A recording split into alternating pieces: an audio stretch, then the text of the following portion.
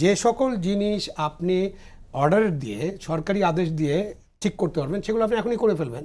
আর যে সমস্ত জিনিস পার্লামেন্টের অনুমোদন লাগবে, যেমন উচ্চকক্ষ, এটা তো পার্লামেন্টের অনুমোদন লাগবে, পার্লামেন্টের অনুমোদন ছাড়া তো উচ্চকক্ষ হবে না। উচ্চকক্ষ নিয়ে আমার মত একেবারে পুরোপুরি ভিন্ন। বাংলাদেশের মতো একটা ক্ষুদ্র রাষ্ট্রে কোনো উচ্চকক্ষের দরকার নাই, ঠিক আছে? না, আমি ওটা শেষ করি। তার মানে যেগুলো আপনি বাস্তবায়ন, যেগুলো সম্ভব সংবিধানে হাত না দিয়ে সেগুলো আপনি করে ফেলেন।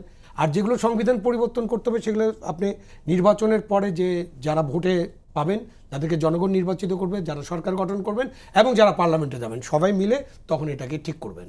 এটাই তো বাস্তবায়ন। কিন্তু একটা মানে বারবার যে দুঃসহ বা যে খারাপ স্মৃতির কথা তারা মনে করিয়ে দেয় বা এনসিপি বা তরুণ যারা নেতা আছে, সেটা হলো যে 90-এর গণঅভ্যুত্থানের পরেও এরকম একটি রাজনৈতিক একটা রূপরেখা প্রণয়ন করা হয়েছিল, সেটি আসলে নির্বাচিত সরকার বাস্তবায়ন করেনি। না বিএনপির পরবর্তীতে ক্ষমতা এসে বাস্তবায়ন করেছে, না তার পরবর্তীতে আওয়ামী লীগ এসে ক্ষমতা বাস্তবায়ন করেছে, বরং তারা হচ্ছে যে সেই যেই মানে যে চুক্তি, যে সামাজিক বা রাজনৈতিক চুক্তি, সেগুলো লঙ্ঘনই করে গেছেন বা পরবর্তী। এটা খুব সত্যি কথা। জি, সেই সংখ্যা তো তাদের মধ্যে থাকতেই পারে। এই সত্যি কথার মানে বা এই বাস্তবতা বা এই সংখ্যার মানে এটা নয় যে আগামী নির্বাচনের পর যাদেরকে জনগণ নির্বাচিত করবে তারা একই কাজ করবে। কেন ওই চুক্তি মানে নেই বা ওই চুক্তি অনুযায়ী কাজ হয়নি, অথবা আমরা গণতন্ত্রের পথে হাঁটি নেই, আমরা ভোট করি নাই 14, 18, 24-এ আমরা সব কিছু নষ্ট করার চেষ্টা করেছি। তার কারণে তো 24-এ এই গণ অভ্যুত্থানটা হয়েছে, ছাত্র জনতার অভ্যুত্থানটা, এবং জনগণের ব্যাপক পার্টিসিপেশন ছিল।